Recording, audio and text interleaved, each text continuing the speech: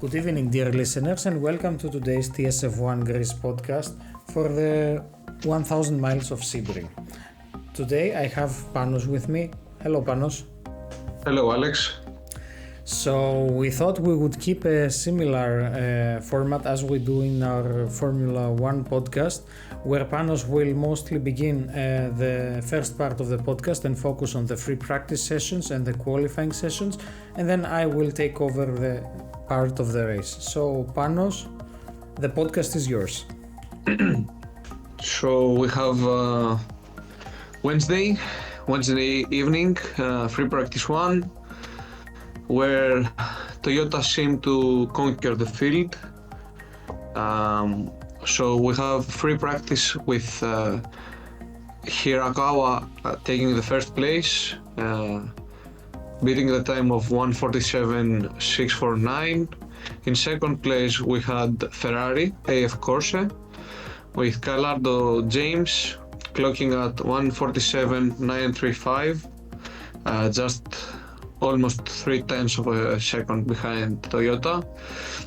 And on the third place we also had Ferrari with a female, Molina Miguel, clocking at 1:48.037, only 4/10 behind Toyota Gazoo Racing of Hirakawa.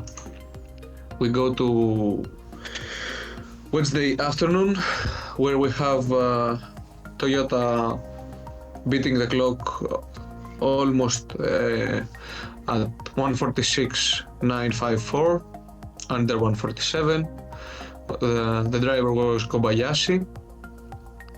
Second was Toyota Gazoo Racing of Hartley Brenton, 3/10 behind, and the third car was Ferrari F Corse of Fuoco Antonio, clocking at 1 second behind. We go to free practice 3, Thursday, where Kobayashi clocked at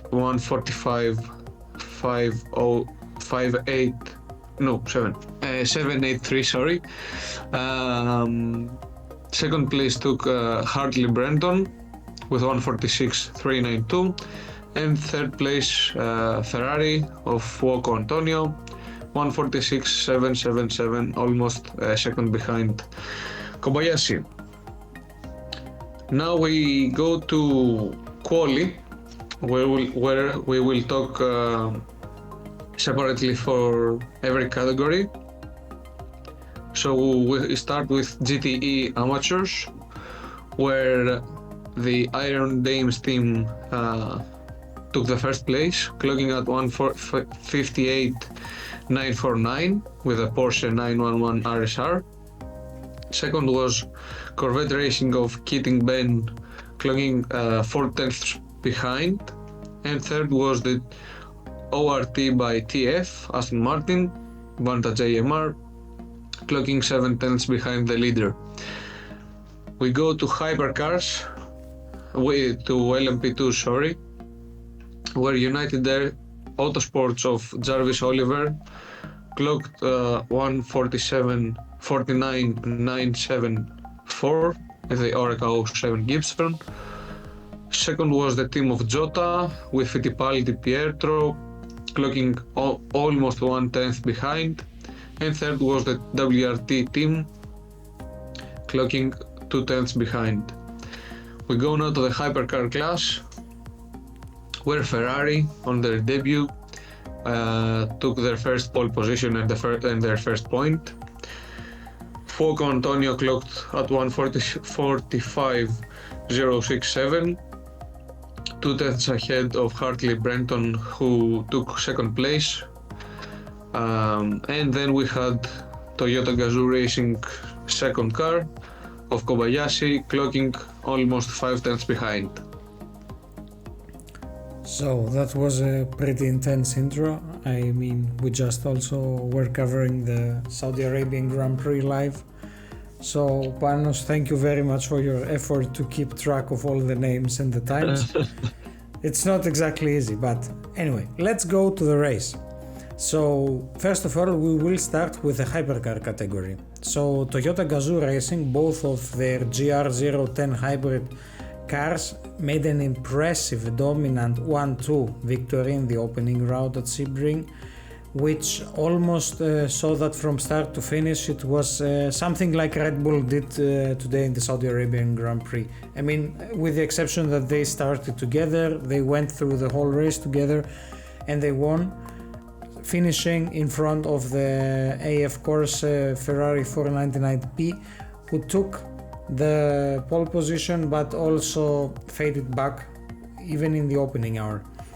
So the two Toyota spent most of their time racing together on track, but the crew on the pit wall managed to make a very good made a very few good pit stops. So no heroics, no crazy tactics or something, just a very good 1-2 formation finish. In the end of the day, like, Toyota crossed the lines over 2 laps clear of anyone behind them. So I think we can say, it's safe to say that the other teams, Ferrari, Cadillac, weren't really a challenge for Toyota, mostly because most of them also of their competition had some mechanical issues, some incidents, penalties, and at the end of the day they didn't just had the same pace like the Toyota cars did. It's a testament to the pace and reliability though of the Ferrari 499Ps that AF Corse has to leave disappointed with a third place podium at this race.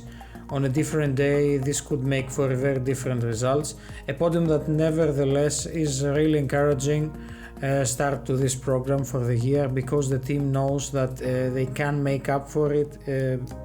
They can take the gains, the positive things that they got as feedback from this race before Portimao comes in April, and ultimately Le Mans, which is the first ultimate test, let's say, for the season. Just off the podium also was the V Series R Hypercar of Cadillac Racing with Bamber, Lynn and Westbrook.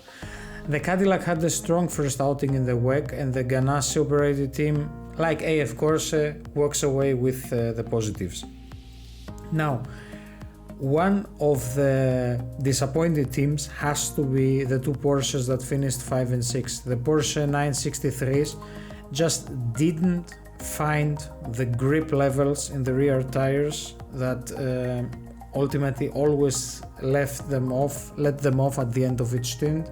The car was looking difficult to drive, so the drivers couldn't really make the most out of it. And also for Penske Motorsport, for the Porsches, the penalties that they got also cost them in time.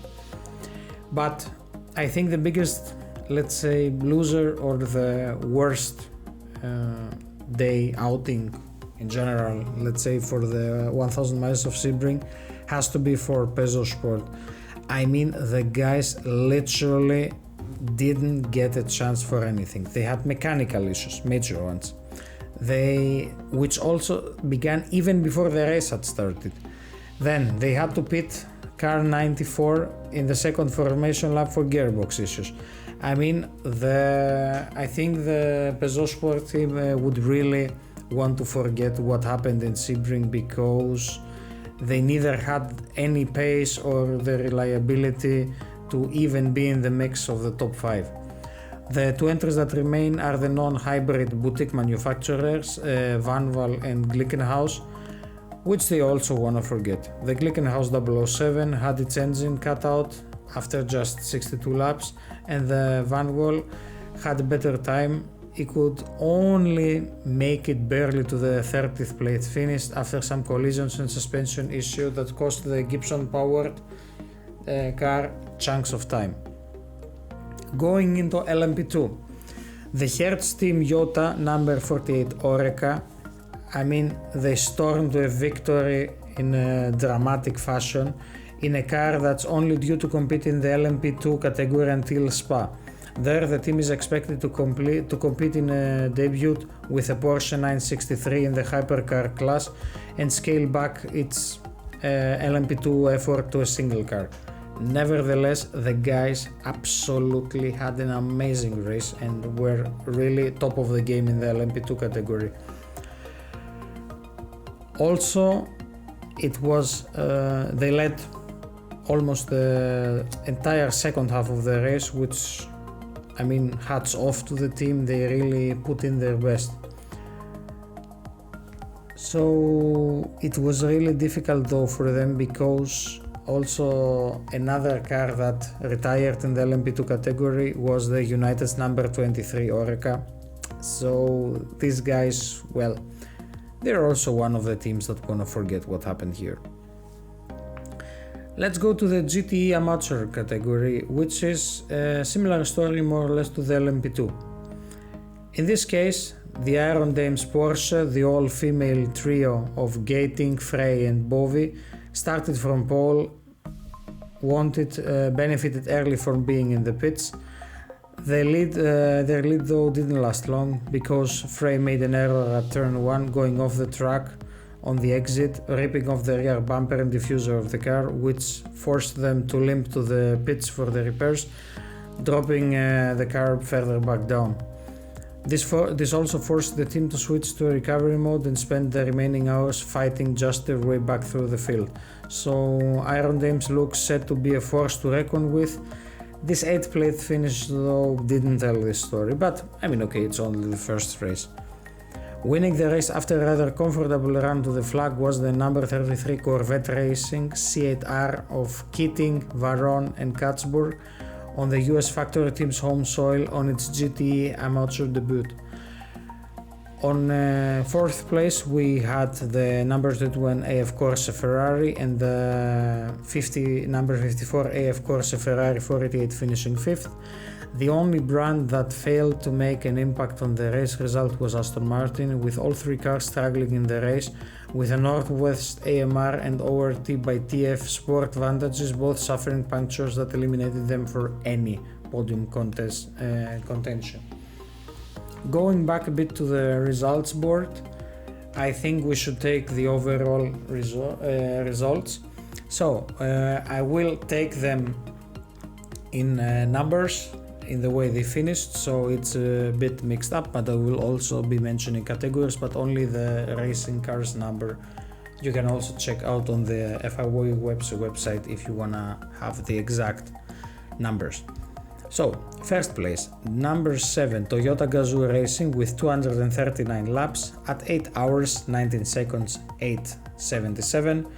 Behind them, again with 2.1 seconds gap, number 8 Toyota Gazoo Racing again, with third being again a Hypercar 2 laps behind, the number 50 Ferrari.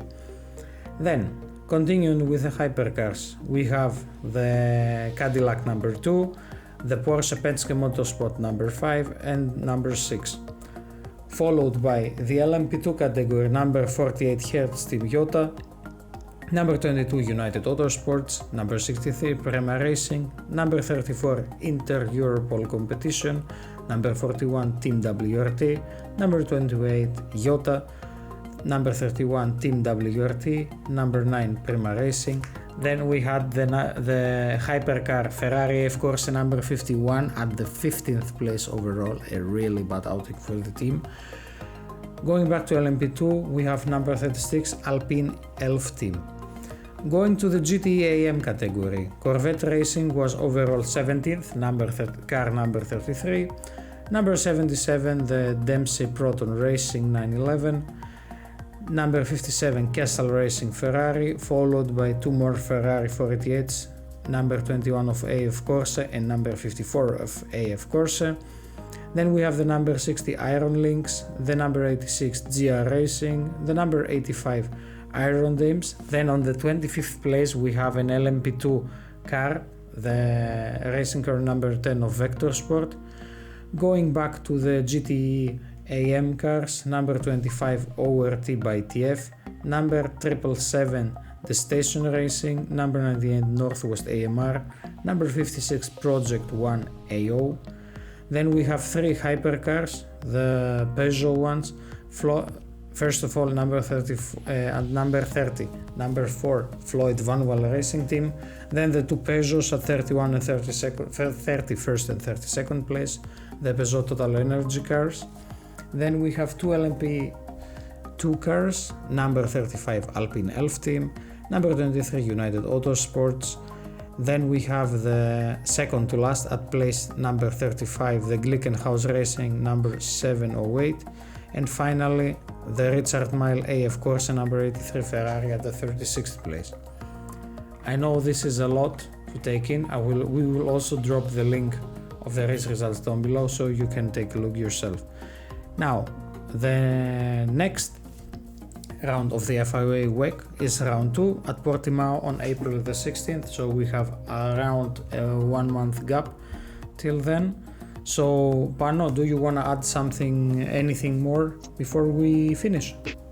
I think you covered everything. My take would be that Toyota conquered, like Red Bull does on the F1, but Ferrari seems to be strong, quick. They have to be strong in some sort of motorsport. I mean, for God's sake, in Formula 1 they're a complete disappointment.